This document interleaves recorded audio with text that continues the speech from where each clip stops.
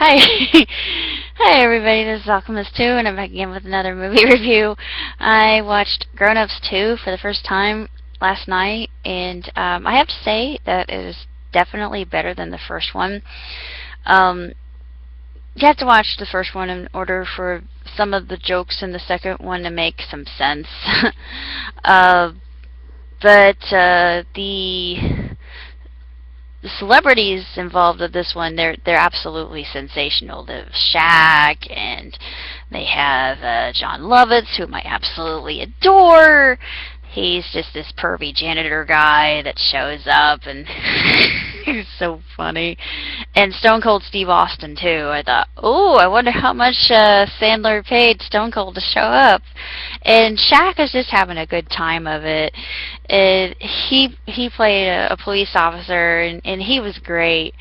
They have that one guy that has the endopia. He's in every Sandler movie, and they didn't have any Schneider. I was sort of upset that there was no Rob Schneider, but you really don't think that much about it because they more than made up for it with this new comedian guy who just shows up, and he's stoned most of the time. It's basically plot all revolving around summer, and there's going to be a party at the Fader house, and of course there are other things involved along the way with the eldest of the Faders, who has a crush on one of the girls in his class, and he thinks, oh, she's never going to see me for who I really am, and I gotta get her to go out on a date with me before she comes to the realization that I'm really fugly. And it was really quite funny. There were some scenes in this movie that were absolutely laugh out loud funny. Now, granted, it's not the funniest comedy I've seen, but it ranks pretty high up there. As far as Adam Sandler movies are concerned, Just Go With It is my ultimate favorite, and Anger Management is... I would have to tie those two together, Anger Management and Just Go With It, as well as Happy Gilmore and Billy Madison. Those are my favorites that all tie at number one, and then number two would be Don't Mess With the Zohan, as I've written a couple fanfics on that one. It's still quite amusing, and I would say that Grown Ups 1 and 2 are right at number 2. Number 3 would have to be Jack and Jill. Number 4, I would have to say Little Nicky, even though it's probably one of the worst movies ever made. It's just absolutely cheesy, but it's got so many funny lines in it that I can't help myself. It's so bad it's good. But I think the worst Sandler movie ever made was Grandma's Boy. I've never seen it, nor do I ever want to see it. I saw, what was it? What was that one? I think it was called Funny People or something like that. No, it wasn't called Funny People. I don't remember what it was called. It was because I love Adam and I like to support him. And it was one of the movies that he starred in that I absolutely hated and loathed, and I don't know if I did a review on it here or not, but Grown Ups 2 is not even close to that. It's just funny, and it's very entertaining, and also has really good values. And there's one thing I know that was distinctly Sandler in this film, and it was the burp snarf, and I absolutely thought that was really funny. The car wash scene was a little bit uncomfortable, but it just, half of the time I was going like this, and I thought, ugh, ah, ah! I'm a hot-blooded American girl. I should enjoy that kind of thing, but it was just a little bit awkward and uncomfortable, but still very funny to me. But two of my favorite scenes involved a raft, and I won't say what they are, but another one of my favorite scenes involved the epic battle against the frat boys and the party goers at Adam's party. They're all in 80s attire and dressed up as 80s characters. And all the original cast members save Rob Schneider, but you don't even think about that. I mean, it's named, so you don't really care. I'm hoping that the next film that Adam does have Rob in it, because I love Rob Schneider. I just adore him, and I would love to go up to him and just glomp him to death. He probably called for security to pry me off of him. Same thing with Adam. But this movie, I would have to give. I'll give it a thumbs up. It's good enough for a thumbs up, I think. And 3 stars out of 4. I mean, it's not good enough for 4 stars because there are a lot of things that are pretty cliched and predictable. But it's really funny, and Adam, he always delivers with the laughs, and a lot of the scenery is really quite wonderful, even though it is not meant to be really enjoyed for its scenery. But there are a lot of things in this movie that are just absolutely hysterical. I'm still laughing about the raft parts. I just I think Adam's a genius in the way that he writes and his timing. And the ending of it actually made me really quite touched. It was sweet. It really was. It was so sweet. And it just emphasized the focus on family and how beautiful that is. And there's a lot of importance in that. And there was something said about even unplanned pregnancies, that they're loved because they're part of your family too. And my dad was actually an unplanned pregnancy, so had he never been born, I wouldn't be here. So I'm thankful that he was brought to term and brought into this world, or there would be no Alchemist 2. Other than that, I really can't say that much about Grown Ups 2, other than it's far succeeds the first one, and it is just consistently, it's non-stop funny.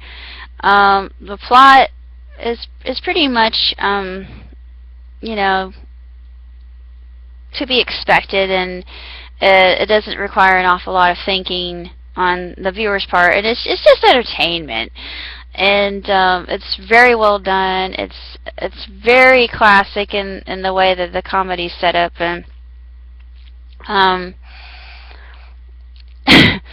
a lot of the lines I'd heard before, but they're still funny. It's just, you know, old-fashioned shtick that I'm really used to. I mean, even having seen what I've seen growing up, and he's so good at that. And I like the fact that the older members of the cast were still involved. I'd like to see a movie with he and Rob and all the originals, but a totally different plot. And I don't know why, but I would like to see them do a movie in Europe, just because I think it would be funny.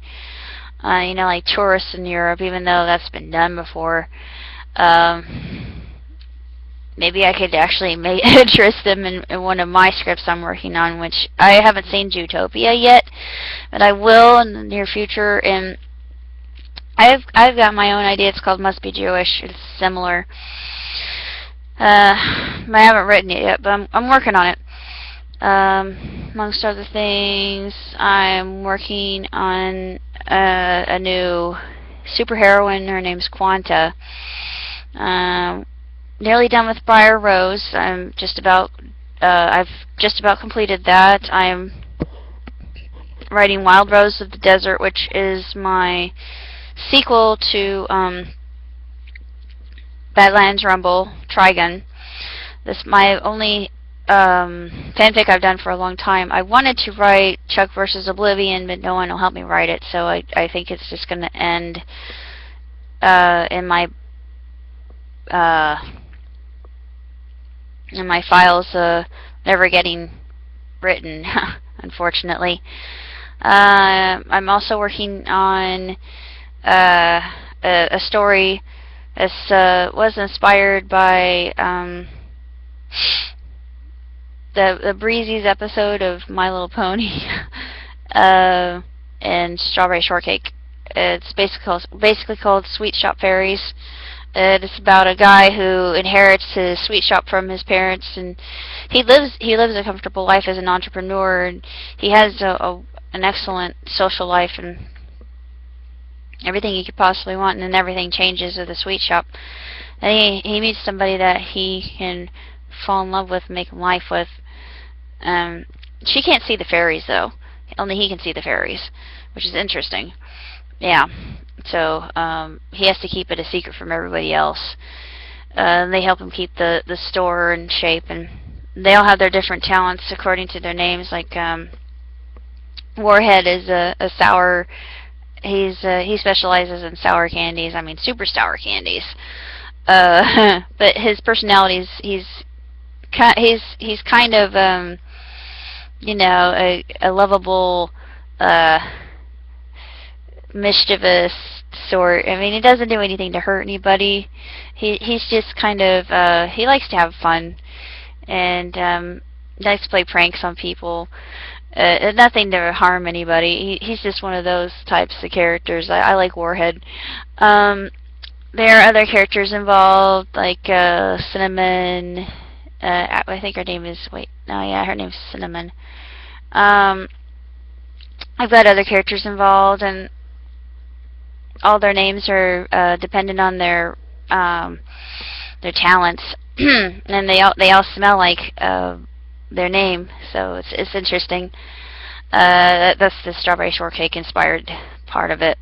That the old dolls that had they were fragrance. They were all fragranced. They had scents in them. I think they still do. I think you can still pick up Strawberry Shortcake dolls that smell like strawberry, lemon smells like lemon, and blueberry smells like blueberry, and etc.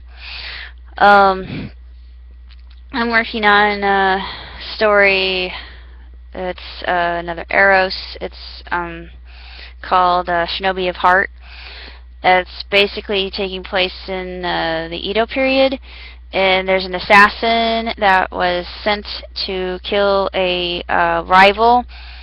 Her name's Aoi Karoi, which is basically blue-black.